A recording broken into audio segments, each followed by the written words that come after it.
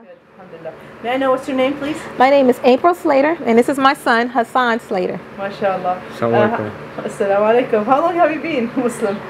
Who, since 1996. Oh, MashaAllah. So that's about almost 12 years. Yes, MashaAllah. yes. And, you know, how was your life before Islam? If you can tell us a little bit about your background. Yeah, I'm a PK, preacher's kid. My father has been the pastor of the same church all of my life. Come August, it will have been 39 years he would have been at that church. So I was 6 months when he became a pastor of the church in Ohio. And what kind of church is it? It's Baptist. It's a Baptist church in Ohio. And prior to Islam, I feel like a lot of things. Sometimes people say, "Oh, I could never be Muslim because I couldn't stop eating pork or something," but I wasn't eating pork prior to being Muslim, so I didn't have to give that up. Alhamdulillah, I was married, so I didn't have to worry about not having boyfriends, because in Islam, you know, we don't date, so I didn't have that problem. Right. Oh, subhanAllah. So you get married and then you have your kids, right? And you were a Muslim at that time, right? No, I was not. SubhanAllah. And were your husband Muslim at that time? No, my husband was not Muslim either. I had a brother, and he was a Muslim. Oh, okay. And I have an uncle that's in the Nation of Islam, and he was actually the one who encouraged me to stop eating pork. Okay. And I have a brother who's Sunni Muslim, and he had we were living in Atlanta at the time, and he and his wife had relocated to Milwaukee. And during that time, he had taken his Shahadah.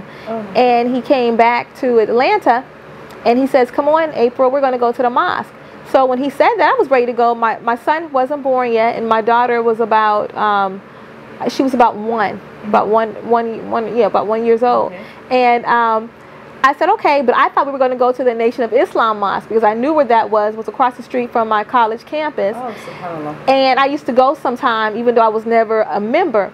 So I said, we're going the wrong way. He says, oh no, that's not where we're going. We're going to this other mosque. And it was a Sunni Masjid. And I went, and I was just like, well, what kind of, you know, I was like startled, like, what is this, you know? And he was like, go back there and sit with those sisters, and I'm going up here. And I'm just like that, you know. And he said, yeah. So my daughter and I, we went and we sat, and it was over. He said, what you think? What you think? And I was like, I liked it. I said, but this is Islam? And he was like, yeah, you know, what you knew before, that's not Islam. This is Islam. So he was a truck driver. He still drives trucks. So every time he would get a load to come to Atlanta, he would come and he would take us to the Masjid. And then I stopped going because, like I said, she was about 1, and I always felt like, so I went a couple of times without him. By the time she was about 1 year old, I would still go back and forth on my own. Sometimes he wouldn't be there. But then she started going through, I guess, terrible twos or something, and I always felt like she was the only little girl in there who was tumbling across the floor. And I would look, and I felt like I was the only young mother there, or what have you, which probably wasn't the case. But I think when you're a new mother and you're in an unfamiliar place, you sort of feel like your child is the worst child there. So I didn't go back to the masjid for years. And then by the time I had my son, I was really seeking spiritual connection, because I said, I just cannot, because I had gone back and forth to the church for a while, and I'd even joined the church, and I was even teaching Sunday school, and my dad had come to visit, and he even said the church that I was going to was set up just the way our church was back home, which it actually was, but it wasn't a connection for me. I felt like I was just going through the motions because this was a thing to do. Yeah. But then so I stopped going. What were you looking for in that church, for real? I mean, spiritually and like religiously. I think I was just looking for direction. Okay. I was looking for affirmation that I was looking for direction on what to do, and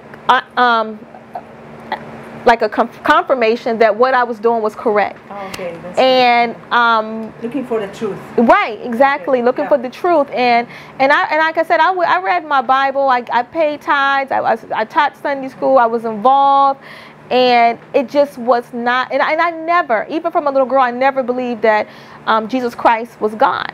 And my father, I would talk to my father about it, and he would tell me the traditional things that are to be said to reaffirm that Jesus Christ was God, but it never sat with me. But I didn't know anything else. So I continued. So I stopped. By the time my son was born, I said, I got to do something. And I started going back to the mosque again.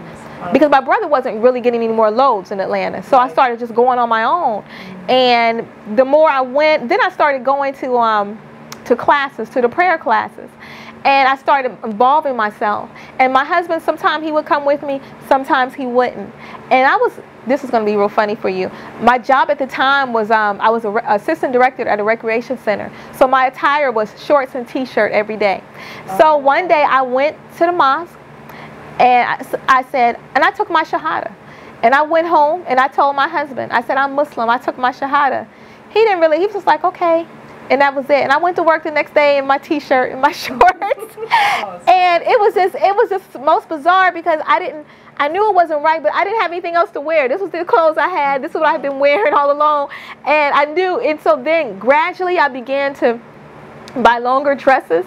And then I bought all these long dresses, and they were short sleeve, and they were low cut. And I put a scarf on my head, and nobody ever said anything to me. It goes step by step. Yeah, exactly. But I see some people come into Islam, and they covered just like that. But I never. So alhamdulillah, eventually, you know, I found my way, and I found the truth. And I study, and I still study. And I thank Allah that I can read and I understand, because I think a lot of times people are in their faith, but because that's all they know, and they're afraid to read or about anything else, because I think they think, oh, something might happen to me, or I'm you know, going behind. But you know, it's worked for me, and it's worked for my family. MashaAllah. How do you see your life now comparing to the old life? Like, I want also to ask your son, after I finish with you, like, how do you see your life now as a Muslim comparing to the old life? I think that I'm more patient. I think that I'm more God conscious, because everything I do, I try to reflect on, is this the correct way, on how I treat people when I'm at work. You know, a lot of times I think the old April would have been, I mean, I know for sometimes I'll say, this person ought to be glad that I'm Muslim, you know, or how I deal with them, because it makes me think. Second, it makes me say, wow, let me hold my anger, let me pray about this, and let me come try to explain this to them in a way that would be pleasing to God, in a way that is our sunnah, you know. So that's the way I look at things, and I feel as though even as time goes by, I get better. Well, I don't know. Yeah. What's your name? Hassan Slater. Oh, Hassan. Okay. I was gonna ask you, how old are you? I'm 13 years old. MashaAllah. So you're going to 7th grade now, right? I'm going to 8th grade. Oh, MashaAllah. MashaAllah. Okay. And how long? Now, your mother became Muslim. How old were you at that time? I was a baby. Yeah, I was just born. I was just born. So you were born Muslim, pretty much, yes. Right? MashaAllah. Like, how do you see your life now when you go out to school and see the other kids, you know, who are not Muslims, and you're a Muslim? What would you give them a message, for example, or how do you act when they want to do something wrong and you know that it is not Islamically to do it, or something like that? Well, I ignore them, and do you try to give them a little bit of letter or lesson or something like that? Yes. Talk to them about Islam, mashallah. Do you go to a public school? Yes, I do. Okay, yeah. It's pretty hard for a Muslim to be like, are you the only one in your class that you're Muslim? In a couple, there are some Muslims in a couple of classes. Okay. Yeah. But your school has a lot of Muslims overall. Yeah, mashallah, because it's close to the masjid, so you see a lot of people, mashallah. Okay, Sister April, back to you. I want to ask you, what message would you give to the world? I think the message that I would give to the world is that I think what Muslims want for themselves and for their children and for the family is the same thing that everybody else wants. I think everybody, and a lot of times people, they look and they think that we want something different. And I think that they have to understand we want to be in favor with God, with our Creator. We want to please Him. We want to serve Him. We want a safe environment for our families. We want our children to have good education. We want our children to have clean water. We want our children to have good food. We want to be able to talk to our neighbors and not have them be afraid of us. We want to be able to talk to our co-workers and not have them give us sideways glances because they're worried more so about, you know, They look at you stereotypes because we're Muslim, and we watch TV. We watch, you know, we're concerned about the ratings of things that are on TV, and we're concerned about what our children listen to on the radio. It's not, and I think that if people of faith, regardless of their faith, would take time to look at the similarities instead of the differences, we will find that we have a lot of similarities, and we will be able to really sit down and get a plan together to help make this country and help make this world a better place. But we're so focused on the differences that everybody's sidetracked and everybody's individualistic, and that's not good. And what